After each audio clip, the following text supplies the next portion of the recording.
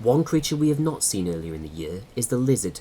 Small, fast-moving and up to 15 centimetres long, the common lizard is usually away as quickly as it is spotted. I found this one sunbathing on a large log. If it were a little later in the day, he would have been off in a flash, but early on they need to absorb the sun until their cold-blooded body has warmed up to at least 30 degrees. When he's away, he will be looking for insects, earthworms and snails, which are stunned before being swallowed whole. Sadly, although named the common lizard, numbers have decreased dramatically in the last few decades due to a loss of the wild places they thrive in. Also cold-blooded, the adder is Britain's only poisonous snake. It is very distinctive with its black zigzag pattern overlying its grey-brown body. Most people never see one, as the adder, sensing vibrations nearby, usually slinks off into the undergrowth. The adder is found all over Britain and is capable of surviving very harsh conditions, usually going into hibernation over the winter months. They can grow up to 90 centimetres long and will eat anything it can catch.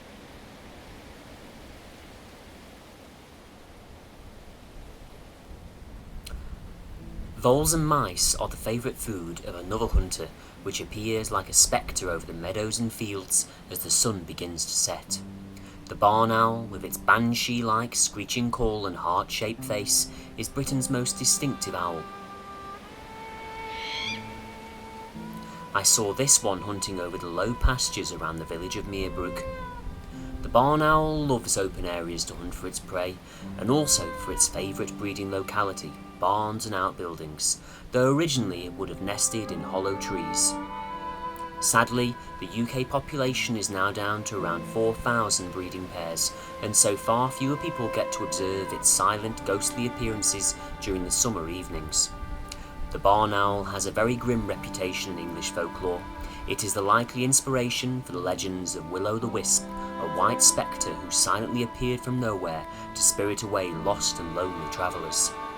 The barn owl is also frequently associated with witches and warlocks, appearing as their familiars in legend. In one part of Britain, a rather macabre tradition existed that if you nailed a barn owl to your door, it would protect you from evil spirits.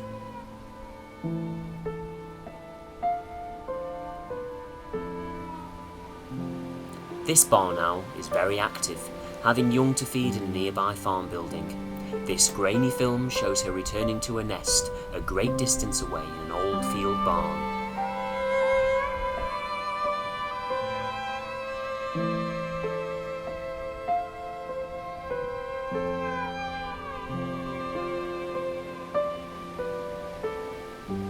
The short-eared owl, a nomadic and wide-flying species, is down to less than 2,000 breeding pairs. The body plumage is brown and spotted, with its yellow face and black patches giving it a somewhat cross expression closer up. In the 19th century, the main populations were in the uplands of Britain, but the first half of the 20th century saw their numbers rapidly decline with the reduction in grazing of upland pastures and the planting of extensive coniferous plantations. The short-eared owl nests on the ground, usually in a hollow between the heather. The females make a scrape which she lines with nearby vegetation. Like the barn owl, they hunt for small mammals, but also feed on large insects and moths which are bountiful on the high ground. I was incredibly lucky one evening whilst on the moors near to Leek to take these beautiful pictures of a short-eared owl.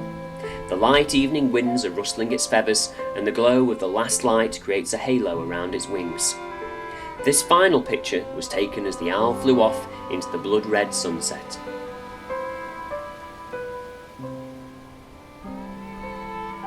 Equally endangered and far less frequent in the Peak District is the long-eared owl. It used to breed at Gib Tor near Buxton, but with the majority of its conifers felled in the last few years, the birds have sadly disappeared. Its ears are not in fact ears at all, but long tufts of hair. Like other owls, its ears are well hidden on the side of its head. This footage was filmed in 2004 as the female left her forest nest and headed out on the heather-clad moors for an evening's hunt. Long-eared owls do not make their own nests, but use those abandoned by other birds such as carrion crows. She has an awareness of a large area of land around her, and instantly spots me in the distance, disappearing over a nearby gritstone outcrop.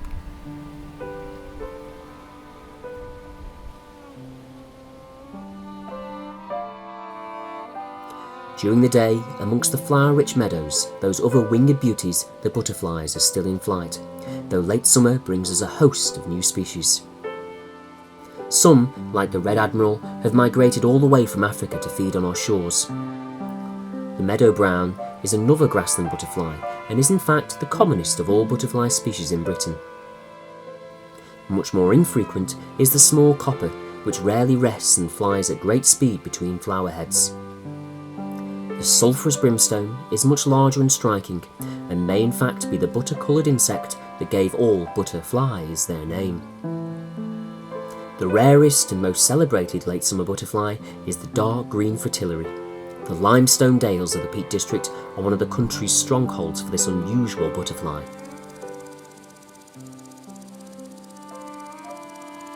In the summer, other more powerful insects emerge. Take a walk along the river or relax next to your garden pond on a warm sunny day and you are likely to be rewarded with their sight. These are the dragonflies and damselflies, an incredibly ancient family dating back 325 million years to the Upper Carboniferous period. At this time, some of the dragonflies had a wingspan of over 2 feet. In Britain, they have a somewhat frightening reputation, with vernacular names including horse stinger, devil's warning needle and ear cutter. But they are perfectly harmless to us. In fact, their metallic and iridescent colours make these things of dramatic beauty.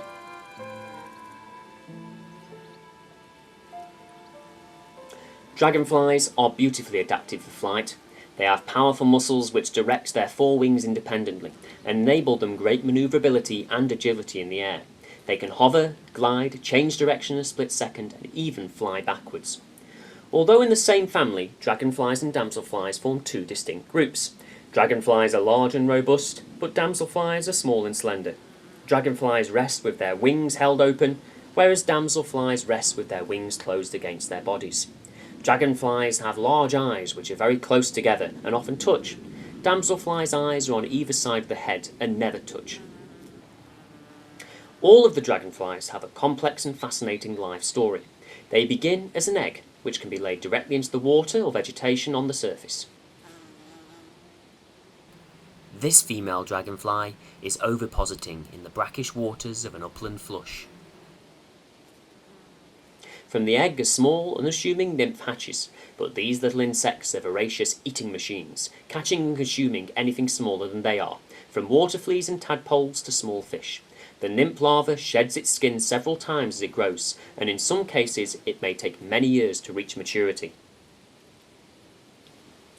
When fully grown, the nymph climbs out of the water onto a reed or stem and begins its metamorphosis. Shedding its final skin, an adult dragonfly emerges and over several hours pumps blood into its newly formed wings. This is the most dangerous part of a dragonfly's life. A quick breeze or passing pike could quickly put an end to it. But luckily, most will make it and take to the skies. Dragonflies in flight are both powerful and manoeuvrable. Attaining speeds of over 30 miles an hour in seconds, little can overtake them. They use their fantastic eyesight to spy smaller prey insects and going in for the kill hold their bristly legs in a basket shape to scoop up their target. Mating is again quite complex, and some of you may be lucky enough to spot it taking place. It can happen in the air or on the ground. Males use claspers at the end of their abdomen to grab females just behind the head. When ready, the female then curves her body forward so that her reproductive organs reach those of the male. This forms the heart position, which can be held for several hours depending on the species. They are perfectly capable of flying whilst copulating. As you can see from this pair I disturbed one early morning.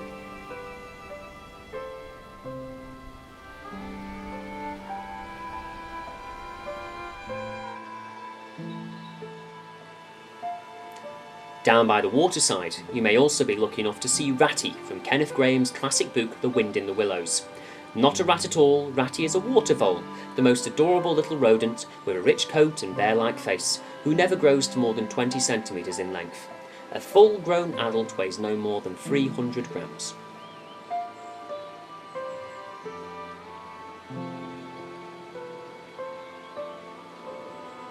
Water voles excavate extensive burrow systems into the banks of the clear and clean waterways they inhabit. They dig at various levels depending on the height of the water, and most of their chambers have emergency underwater exits in case danger threatens. Inside their chambers they weave nests and beds of reeds and sedges.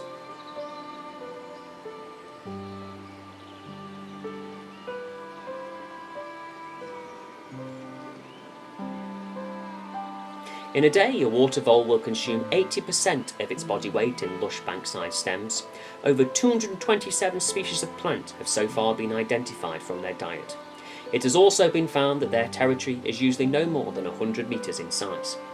They have suffered greatly from the introduction of mink, poor water quality, and a series of bad winters which have resulted in a 70% mortality rate. Added onto this, over the past century, they have disappeared from 94% of their former sites.